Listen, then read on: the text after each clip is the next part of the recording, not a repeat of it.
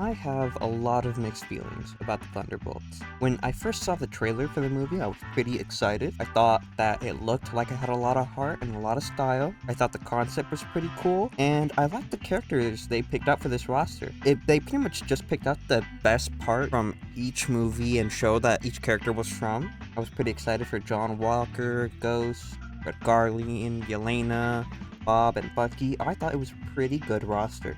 And after the movie came out, it got pretty good reviews as well, and people were giving it a lot of praise. So I went in with pretty high hopes, admittedly. Unfortunately, I did leave pretty disappointed. I feel like since Marvel has been releasing a lot of pretty shitty bad movies and shows recently, that the bar for them was pretty much in hell, and people were gonna love this movie as long as it wasn't just dog shit. And it wasn't dog shit, but I still wouldn't say that it was good.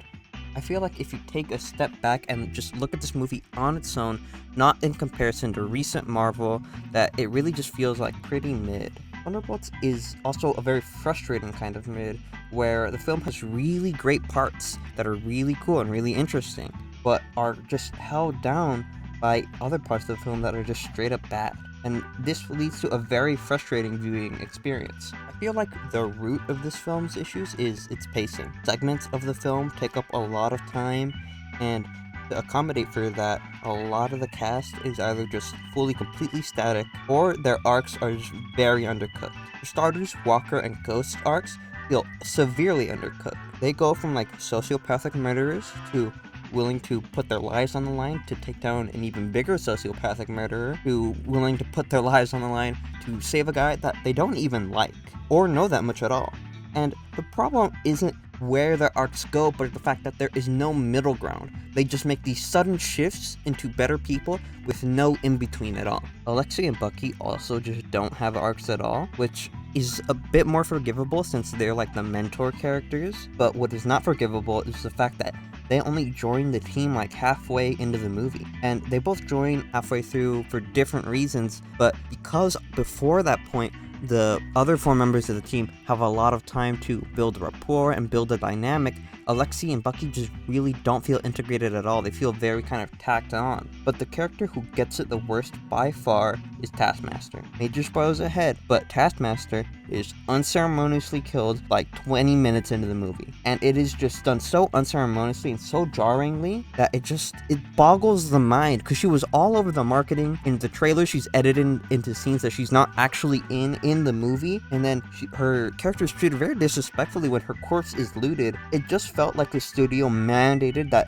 she had to be killed in some way or another, and they couldn't make it work in the story, so they just decided to get rid of her as fast as they possibly could. It just feels so horrible. There's also this B plot with Bucky that takes up a lot of time and is why he doesn't join the group from the very start. What this B plot does is it sets up the win condition for the Thunderbolts on how to defeat the big bad, and it is consistently brought up throughout the movie on what the goal is, set up in this B plot and where it's leading, and at the very last minute of the movie, literally at the last minute, this B plot is just forgotten about. They just don't follow through with it, with no explanation, no nothing. It's like they literally just forgot that this was the plan. And it's a very strange decision. It's a baffling waste of time that ends up making Bucky feel very unintegrated to the team and takes away time from the other characters that could have been used to either develop their arcs more or just give them arcs straight up for the characters that don't have any. Now, it may seem like I hate this movie, but I really don't. These aspects of the movie just suck, but the other parts of this movie are really good. Yelena and Bob do get excellent development, and their character arcs feel very compelling. As someone who's had a lot of mental health issues, Yelena and Bob's struggles felt very relatable, and the way they resolve their arcs was very touching to see. This great approach to mental health also takes the lead in the final battle, where they have this kind of very nuanced and restrained conclusion.